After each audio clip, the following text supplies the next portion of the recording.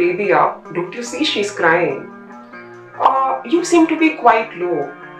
You just had a baby. Shouldn't you be happy? You don't seem to be bonding a lot with the baby. Why is that? Are these some questions that you as a new mother have been hearing lately? Has the birth of your child left you feeling anxious, moody, and often crying without any reason? You might be experiencing what is called postpartum depression. Join us in this video as we try to unpack postpartum depression or PPD, its effects on mothers, and how to navigate it better. Some of the common symptoms of postpartum depression include difficulty in sleeping, mood swings, episodes of uncontrollable crying, difficulty in bonding with the baby, anxiety, feelings of guilt and helplessness, among others. While some mothers experience postpartum symptoms only up to a few weeks, several other mothers experience a more long-lasting, severe form of postpartum depression. Estrogen and progesterone levels rise by 10 times during pregnancy. Within 3 days postpartum, these hormone levels sharply drop, which in turn could deeply impact the mother. In addition to these factors, a mother's body undergoes several psychological and social changes during and after childbirth, which could also lead to postpartum depression.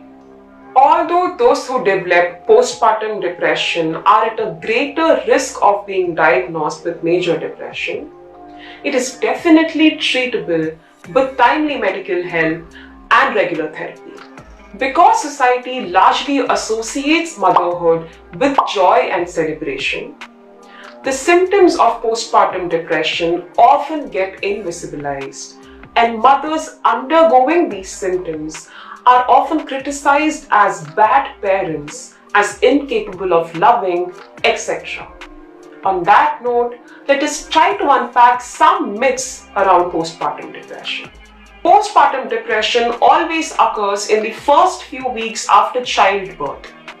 While the symptoms are generally seen as developing after 4 weeks of childbirth, studies indicate that nearly 68.8% people show signs even after 4 months postpartum.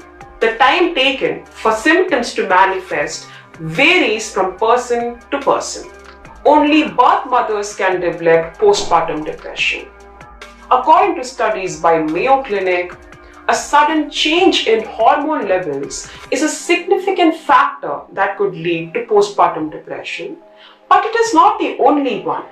There are several other factors such as sleep deprivation, a change in routine lifestyle, anxiety, etc. that could also lead to postpartum depression, and therefore any parent, be it the biological father, adoptive parents, etc., could also develop postpartum depression.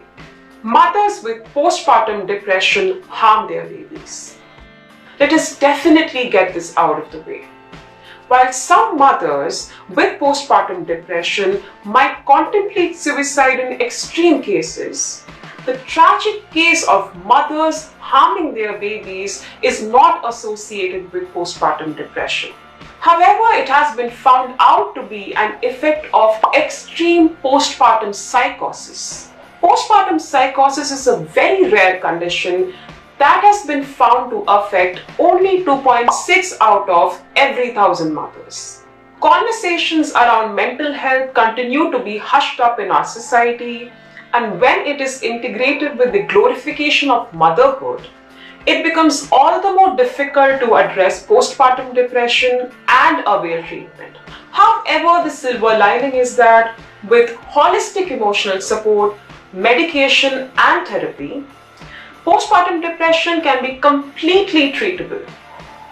But it is important that you do not self-diagnose or self-medicate. Always consult with your doctor. In addition to accessible and affordable healthcare, it is vital for the mother to be surrounded by support systems such as an understanding partner, parents and in-laws for a holistic and sustainable recovery from postpartum depression. And for us as a society, it is important to understand that motherhood is an experience unique for each individual.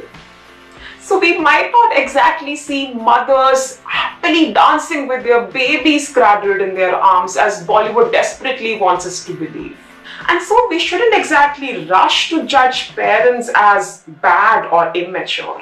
And while we are at it, let us stop glorifying a monolithic form of motherhood and understand that it is different journeys for different people. Notions of ideal motherhood could impact women to such an extent that they could end up blaming themselves gravely for their inability to bond with their newborn babies. Are you a parent who has navigated postpartum depression? Please share your experiences with us in the comment section below.